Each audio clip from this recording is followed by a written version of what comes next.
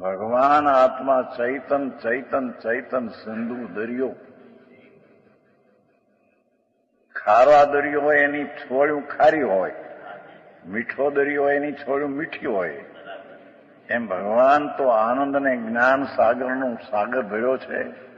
એની છોડ્યું જો વ્યક્તતા હોય તો ઉપયોગ જ્ઞાન દર્શનના ઉપયોગની એની વ્યક્તતા હોય.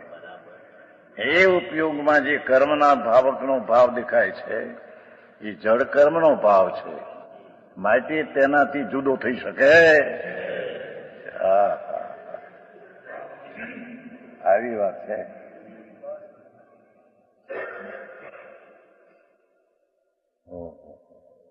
શું આચાર્યોએ કામ કર્યા છે દિગંબર સંતોએ.